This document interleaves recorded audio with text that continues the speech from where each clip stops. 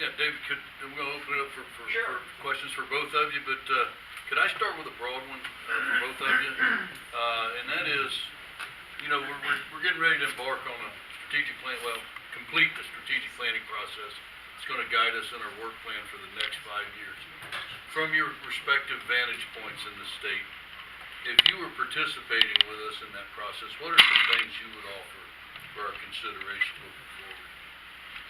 And I'll jump in first. As I said a bit earlier, I think and it applies to a lot of rural counties and counties that look a lot like this one in areas is that we, as it relates to being attractive, one, broadband is important. The availability has to be on both the industrial and business side and on the student and family side, just to really create that high level of competitiveness. And then when we talk about workforce, the housing piece is extremely important. What we've seen is, I'll talk about Edgecombe County and Triangle Tire, with 800 jobs coming to them in the very near future. Where are the workers, the families going to stay in Edgecombe County? How do they get that housing stock to a point where it's available to not only families that need it, but workers, the management, the day-to-day workers, and the middle-class families. So if we can include issues that address broadband and housing and anything that looks like a strategic plan for our rural areas, I think we position ourselves for more success. Are there any programs in place for that housing piece? Because I hear a lot of that in North Carolina, particularly after the displacement of workers from Hurricane Florence. And there's a need, I think, as it relates to state programs in particular. We have wonderful agencies like the North Carolina Housing Finance Agency that's a big housing partner with the state. But I think it's very important that we expand what we're doing, and we're really trying to do that in terms of being able to provide housing support. As I said a bit earlier, several years back there was a strong housing function at Commerce proper that really impacted every county in this state, particularly the rural counties. And we need to find a way to help provide more product and availability as it relates to housing from the state standpoint. So whatever support we can give is that building the infrastructure, creating infrastructure for development, or investing in the development of housing stock proper. I think that's an area that we need to have a lot more opportunities to engage with the community. But I think we're falling a bit short in terms of what we can do and make available right now. Let me add, if you don't mind, let me add one thing to your question directly. Then we have a couple questions, because I guess my biggest advice, having gone through almost countless strategic planning efforts in the state of the last 25 years, either state or local level even, is allow yourself, or it's imperative that you are, or take an honest assessment of yourselves. Allow yourselves to be honest about your community, and then ultimately get specific enough in your strategic plan that your action items are not so broad that you can't actually implement them. Get specific enough. Pick your areas that are most important to you. Narrow it down into an actionable recommendation that can be implemented. And then the biggest thing, quite frankly, is provide the resources, either through people or money, to actually implement the strategic plan. If I had $1 for every strategic plan I'd seen that was never implemented, I'd retire. I guess the implementation side of things is where things tend to fall apart. Just curious, Onslow County is a Tier 2 county? Yes. Is it more towards a Tier 3 or more towards a Tier 1? Trying to figure from a rural development point of view. Right. I'd have to look, but I would bet that it's closer to the 3 than the 1, just based on knowing some of the lay of the land here and understanding how that fits with the other Tier 1 counties. Excuse me, I'm sorry. When they rank the 100 counties, 4 factors, won't get into all the details, but the top 20 economically are Tier 3, then the next 40 are Tier 2, and then the last 40 are Tier 1. To Kenny's point, if said that Tier 2 is 41 through 80, and I imagine you're.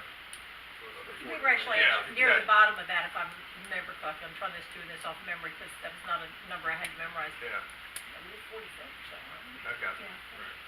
I knew it would be closer to 40 than 80. Yes. Mark?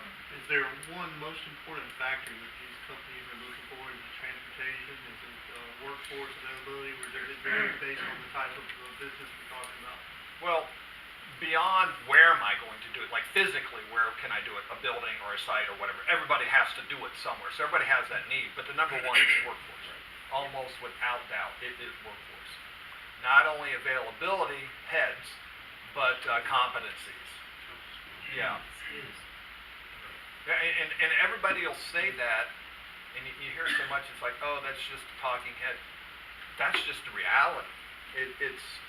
We spend so much of our time, and rightfully so, trying to get beyond the top level data that companies can pull themselves about workforce, and trying to get them to a deeper level where we can provide additional information, maybe not even data, but real life examples of workforce in areas. Have them talk to other existing companies that have a positive position on the local workforce there, because it's really hard to get a picture of a community by Department of Labor statistics. And if I may there, just as an example, if you remember the project that came out last week that we had about a 51-hour turnaround on, that required, there were multiple pages deep diving into the workforce, and quite frankly, we reached out to the Southeast Partnership, who were very helpful in helping us produce most of that data very quickly.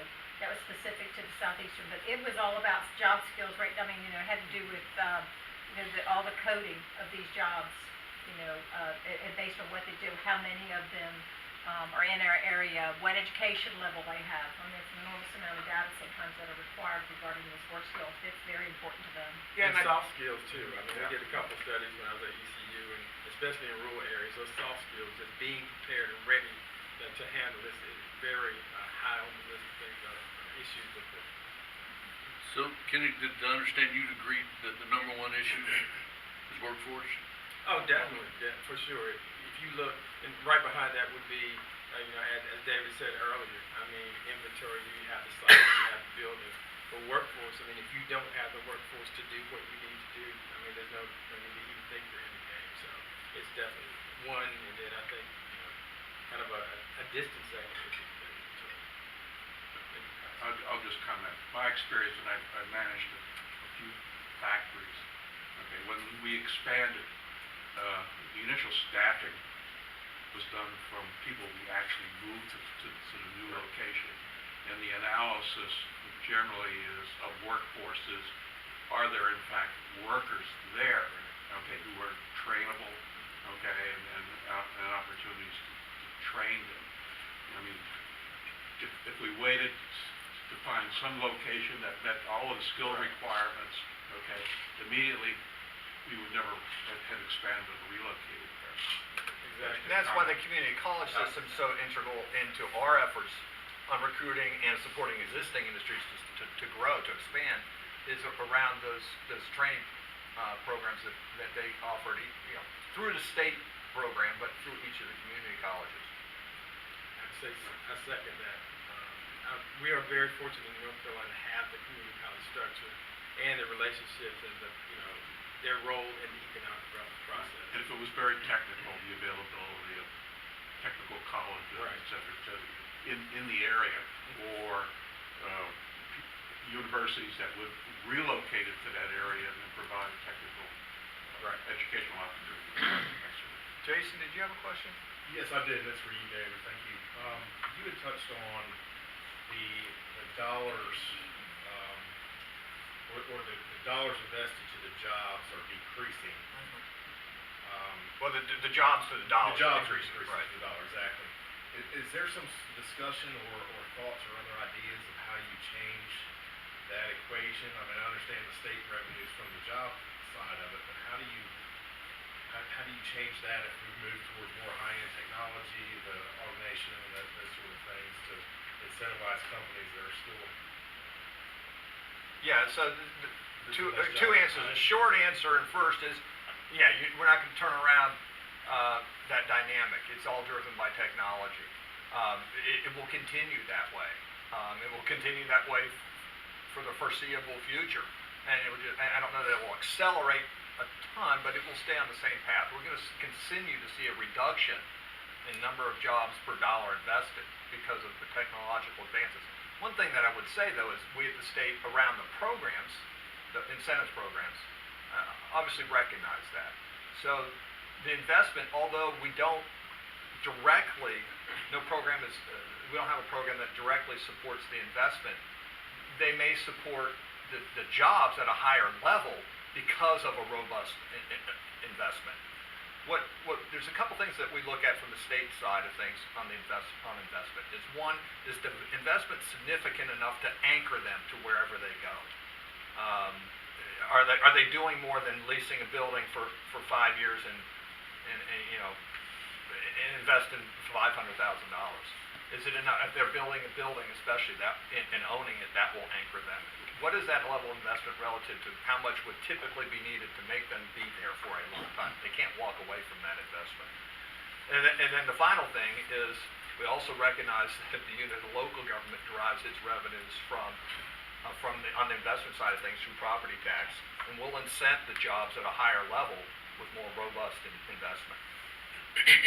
Speaking of investment, we have a couple of economic development assets here recently in opportunity zones, one in the city of Jacksonville and in the county. Have either of you seen any movement on the establishment of opportunity funds to go along with them yet? Anywhere in the state? I mean, I know the funds are starting to develop. I was in a meeting yesterday and several were mentioned. It's still early on that side of things in terms of shaking out exactly what opportunity zones mean. We have the federal guidelines in place. They may be adjusted at some point. I think it's an exciting opportunity, no pun intended, for rural communities to really spur some investment. But we're still on the front end of it, and I think it'll be developing pretty quickly, hopefully, and have some significant impacts on our rural communities. North Carolina is fortunate. There's one in at least one in all 100 counties. The kind of the broad look of the opportunity zone really reflects the look of the state, with about 82% of those being in rural areas. So there's some opportunity for investment and to kind of turn around some areas that have been traditionally influenced by those investments. You haven't had a firm specifically talk about an opportunity zone, though, David? We've had a couple that'll ask us up front in a questionnaire and a request for proposals with literally 300 data points they've asked for. One of them maybe is it in an opportunity zone or not. They don't really know what that means to them either yet. It's very early. But they want to know whether it is or not, because if they figure out there's potential for them, they want to know if they're going to be in it or not. Right. It's not driving their decision process yet. It can't ever become a bad business location decision. Right. I've gotten 1,000 calls, I know, and this is it's the funniest question, but it's basically like we're just outside of the opportunity zone. Can we kind of move that line a bit to get in there? And we call the treasury, talk to everybody, and the answer is pretty straightforward. The zones are the zones. We can't move the line. Let me give you the number to the census Right. tract people. So unless the regs change or they identify some more. So before you ask, the zones are the zones. And a final point on this, I don't think anybody really understands how impactful this is going to be yet. But I would say within the next 6 months or so, things should start to sift out a little bit more. People will get to the point where we'll understand that the feds are where they're going to be on this. Things are continuing to evolve. And whether or not we see any real benefit in the economic development world to it. There's going to be benefit to people. The question is whether it will be able to affect our efforts from an economic development standpoint. Please. When you were listing a while ago what types of jobs were coming, like automotive industry, you said something about life science jobs. What businesses would fall under that? Pharma, so pharma, life sciences, it relates to research that goes along with that. So, obviously the core of that activity in this state is around the research triangle, but you've got a pretty robust concentration between Greenville and Wilson in western North Carolina. That tends to be more on the manufacturing side, obviously. And what happens in the triangle tends to be more on the research and development side of things. Kenny, I'd like to ask you about, is there value, you've got the Appalachian Regional Commission, is there value in eastern North Carolina creating a coastal regional commission or some eastern regional we continue to fight the rural-urban divide. Right. And what is the value of that, and is that something that we should think about? I mean, amazingly, there has been you may have heard of this, Southeastern Crescent or something, I forget the exact name of it, a mirror to ARC and the Delta Commission down in Mississippi that has been authorized by legislation for some years now without any appropriation that would do exactly that.